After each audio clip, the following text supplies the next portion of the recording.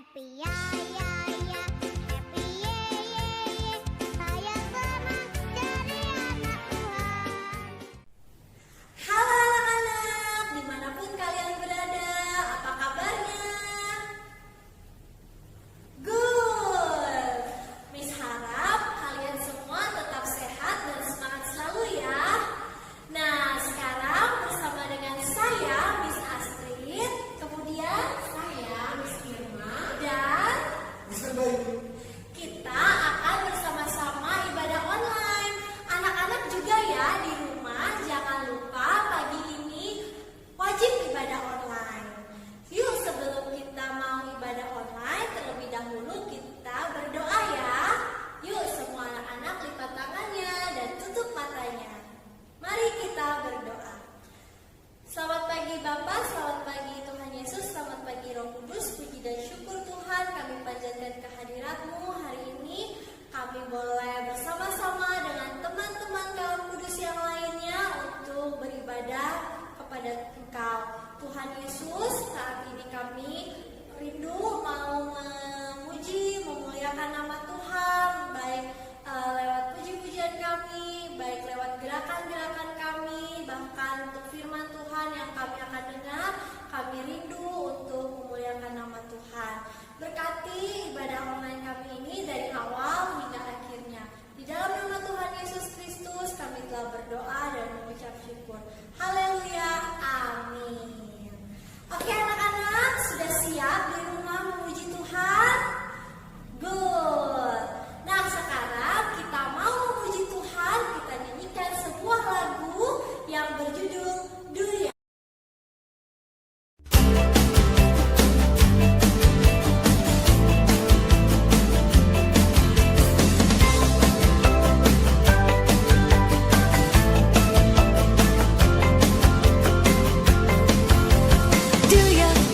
Do you know this Jesus? Do you know the truth?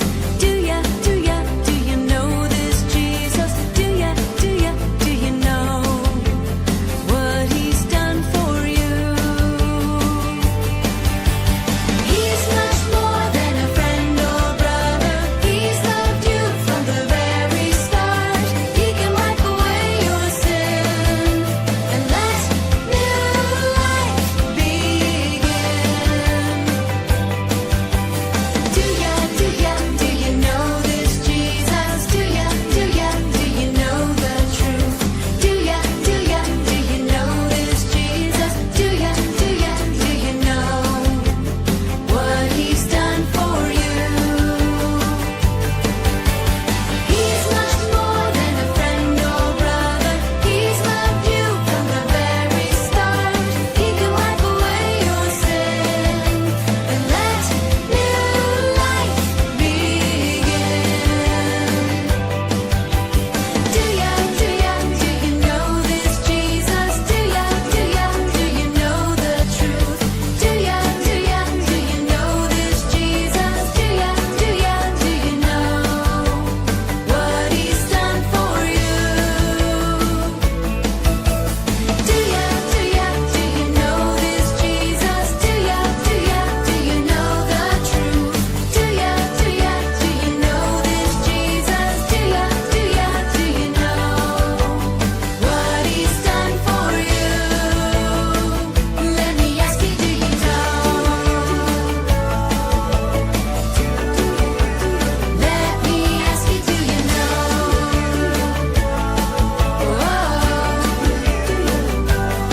Oh, do you know? Nah, anak-anak, sekarang Miss Astrid mau tanya, siapa yang nomor 1 di dalam kehidupanmu? Ayo coba dijawab. Papa? Mama? Adik? Kakak? Oh iya, semuanya betul. Tapi yang terpenting, yang nomor 1 di dalam kehidupan kita adalah Tuhan Yesus Kristus. Yeay! Nah, sekarang kita mau menyanyikan satu buah lagu yang berjudul Jesus My Number One. gerakan, anak-anak di rumah bangkit berdiri dan kita bergerak bersama ya.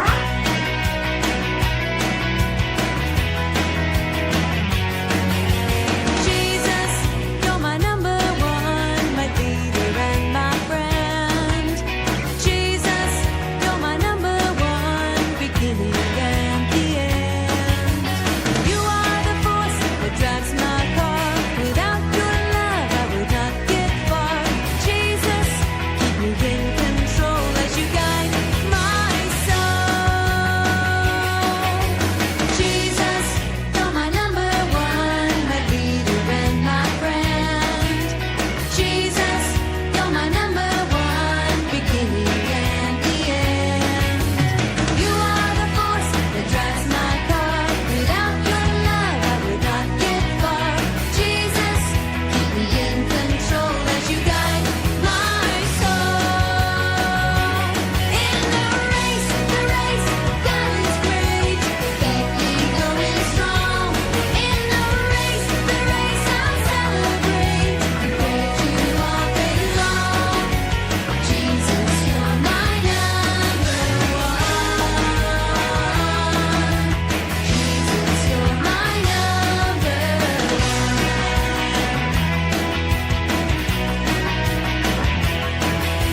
Jesus, you're my number one, my leader and my friend. Jesus, you're my number one, beginning and the end.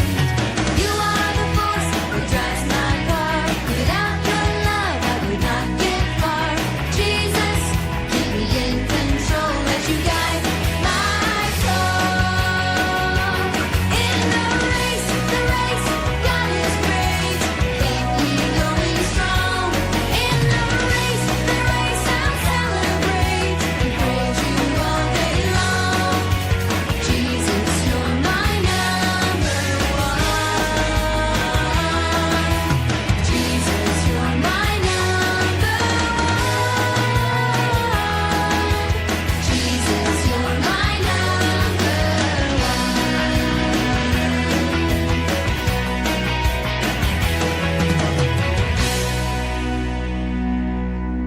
Ya, anak-anak, sebentar lagi kita akan mendengarkan firman Tuhan.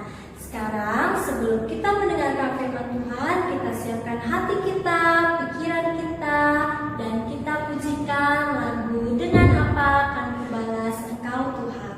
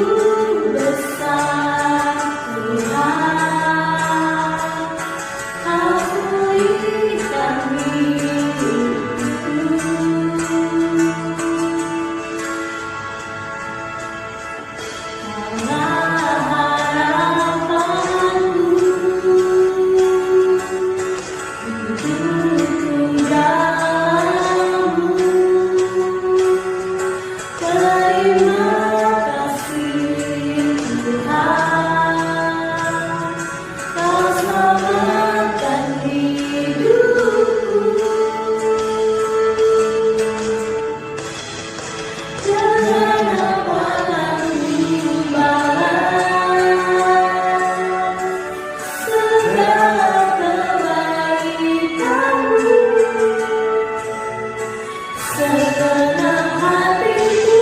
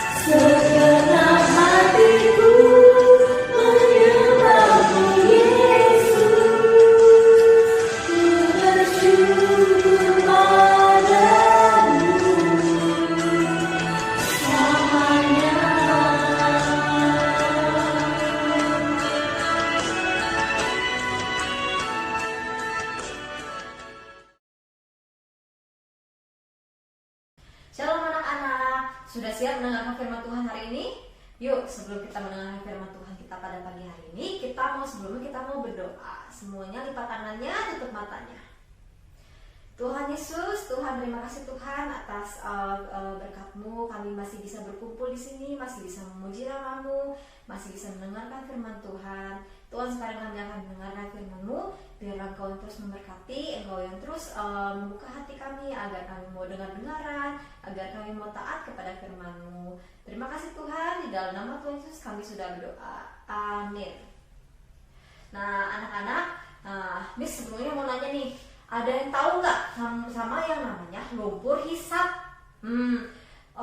Miss, lumpur hisap itu lumpur yang menghisap. Iya jelas, lumpur yang menghisap. Tapi Miss mau jelasin dulu. Jadi lumpur hisap itu, kalau misalnya nih kalian pergi ke rawa-rawa ya, itu tuh misalnya ada lumpur di tanah yang basah-basah gitu ya. Nah misalnya kalian lagi jalan, tok, masuklah kaki kalian ke lumpur hisap. Terus nanti kalian pelan-pelan tenggelam. Kalian mau tarik angin, nggak bisa naik. Mau tarik diri, nggak bisa, malah tambah tenggelam. Sampai akhirnya nggak ada kepala kita. Nanti kita ditelan oleh lumpur. Nah, lumpur itu ya ibaratnya adalah dosa.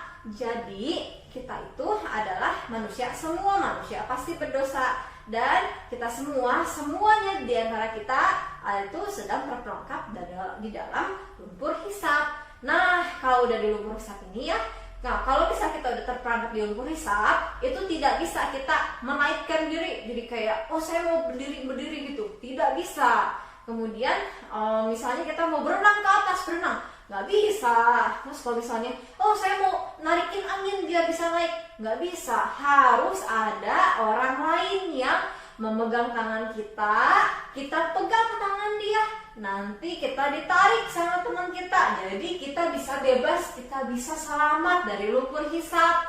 Nah, kalau dalam dosa, kita itu tidak bisa menyelamatkan diri kita sendiri. Yang bisa menyelamatkan kita dari kubangan dosa ini yang terus-menerus menghisap kita ke dalam terus adalah Tuhan Yesus. Nah, yuk kita mau lihat kalau di Alkitab bagaimana sih caranya Tuhan Yesus menyelamatkan kita dari dosa. Semuanya buka Matius 27 ayat 33 sampai 38. Sudah dapat semuanya? Oke, kalau misalnya sudah dapat, mari kita baca ya. Misalkan bacakan ke kalian bacakan dalam hati.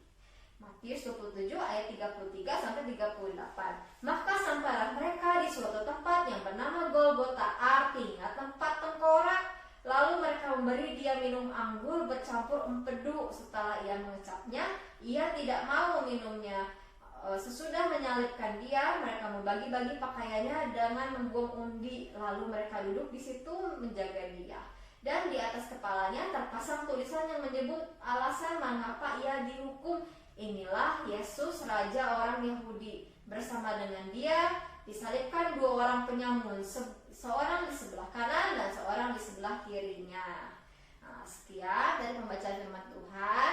Tadi ayo apa? Tuhan Yesus itu menyelamatkan kita dari kubangan dosa dengan cara memberikan dirinya harus disalib di kayu salib. Nah, Miss nanya, kenapa sih harus di kayu salib? Kenapa nggak misalnya di tiang bendera gitu? Kalian tahu nggak sih kalau pas zaman itu ya, kayu salib itu adalah hukuman yang disiapkan untuk penjahat yang paling jahat, yang paling layak dihukum ya. Pokoknya itu orang yang sangat amat kejahatannya itu udah jelek banget. Jadi harus dihukumnya dengan hukuman yang paling menyakitkan, paling menyiksa, yaitu hukuman salib. Bayangkan ya, selain daripada hukuman salib itu, Tuhan Yesus juga ya, Tuhan Yesus juga harus dihianati oleh salah satu muridnya, yaitu siapa?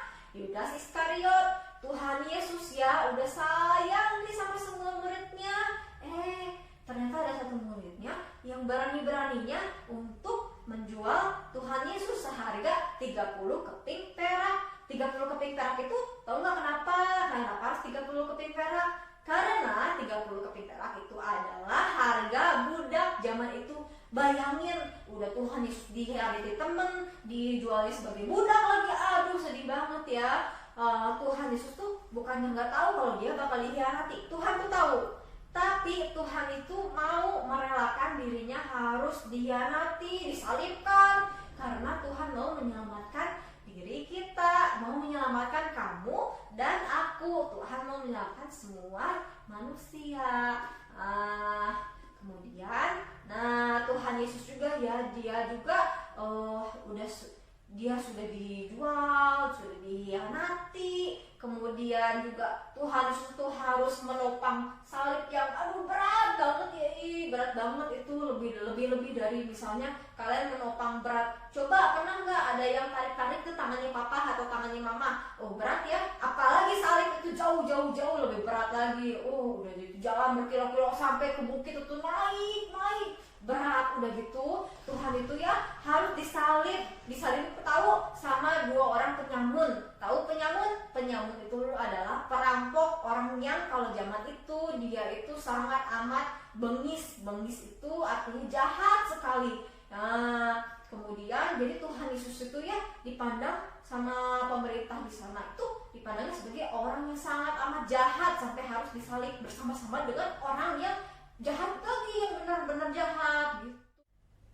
Nah, selain itu ya anak-anak, Tuhan Yesus juga ya itu harus dipaku di tangannya, dipaku, terus kakinya juga dipaku, digantung di kayu salib itu, harus kehausan, terus harus darahnya mengucur.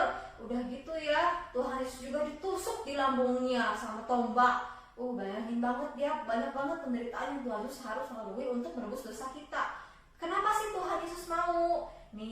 Karena Tuhan Yesus itu sayang sekali sama kita. Karena Tuhan Yesus itu gak mau kita harus menerima hukuman itu. Harusnya ya yang menerima hukuman itu, yang harus disalib, yang harus disiksa ya, itu adalah kita semua. Kenapa? Karena kita semua berdosa. Dan hukuman dari dosa ialah maut. Tapi Tuhan tuh mau menanggung hukuman dosa semua manusia, termasuk kamu dan aku. Karena itu Tuhan harus disalib. Nah, kalau udah tahu nih, kalau misalnya keselamatan itu diberikan oleh Tuhan Yesus, dan keselamatan itu bukan harga yang murah, dia tuh nggak cuma 500 perak, nggak cuma 100 perak, enggak. Harganya harus dibayar dengan darah dan daging, harus dibayar dengan kayu salib. Nah, kita itu ya sudah tahu itu, kita harus berterima kasih, ya enggak sih? Kalau misalnya nih kita udah dikasih hadiah sama mama, sama papa, berterima kasih enggak? Kita dikasih hadiah sama om, tante, sama teman, berterima kasih enggak? Atau saya senang dapat hadiah ini, tapi saya nggak mau berterima kasih gitu. Kita itu kalau sudah diberikan keselamatan, kita pun harus berterima kasih. Caranya gimana? Kalau ke mama papa kan dikasih hadiah, makasih mama, makasih papa, dipeluk, dibilang terima kasih. Kemudian kita jadi anak yang baik, membalas budi. Nah, kalau bisa ke Tuhan Yesus, kita itu cara berterima kasihnya adalah kita harus rajin-rajin berdoa, rajin membaca firman Tuhan, rajin beribadah, mendengarkan dan melakukan Tuhan bilang, kasihilah sesamamu manusia sama seperti kamu mengasihi dirimu sendiri. Maka kita juga harus mengasihi orang lain. Kalau Tuhan bilang kamu tidak boleh berbohong, berbohong itu dosa, ya kita jangan berbohong, turuti firman Tuhan. Itu adalah bentuk kita berterima kasih kepada Tuhan Yesus. Begitu. Nah, sekian firman Tuhan kita pada pagi hari ini. Yuk kita sekarang mau berdoa. Oke, lipat tangannya, tutup matanya. Tuhan Yesus, Tuhan terima kasih Tuhan atas firman-Mu pada pagi hari ini. Tuhan terima kasih Tuhan atas pengorbanan-Mu di kayu salib sehingga kami bisa menerima keselamatan Tuhan. Terima kasih banyak atas kasih-Mu Tuhan yang tiada taranya. Engkau mau mati di kayu salib untuk kami semua. Biarlah Tuhan Engkau yang terus memimpin kami. Biarlah Engkau yang terus memberikan kami hati yang mau taat, hati yang mau berterima kasih. Biarlah kami semua mau terus turut firman Tuhan, taat, setia kepada firman Tuhan. Biarlah kami mau rajin berdoa, rajin beribadah. Kami mau menuruti firman-Mu. Terima kasih Tuhan. Sekarang kami juga akan melanjutkan untuk kami juga akan belajar. Nah, terima kasih Tuhan. Dalam nama Tuhan Yesus kami sudah berdoa. Amin. Anak-anak, mari bangkit berdiri. Bersama-sama dengan teman-teman di segala tempat, mari kita ucapkan pengakuan iman rasuli yang berbunyi demikian. Aku percaya kepada Allah, Bapa yang Maha Kuasa, Khalik langit dan bumi, dan kepada Yesus Kristus, Anaknya yang tunggal, Tuhan kita, yang dikandung dari Roh Kudus, lahir dari anak darah Maria, yang menderita sengsara di bawah pemerintahan Pontius Pilatus, disalibkan, mati dan dikuburkan, turun ke dalam kerajaan maut. Pada hari yang ketiga, bangkit pula dari antara orang mati, naik ke surga, duduk di sebelah kanan Allah, Bapa yang Maha Kuasa. Dan dari sana ia akan datang untuk menghakimi orang yang hidup dan yang mati. Aku percaya kepada Roh Kudus, gereja yang kudus dan am, persekutuan orang kudus, pengampunan dosa, kebangkitan tubuh, dan hidup yang kekal. Amin. Oke anak-anak, sampai di sini ibadah online kita pada hari ini. Sampai ketemu di ibadah online selanjutnya. Selamat belajar dan Tuhan Yesus memberkati. Bye. Happy ya.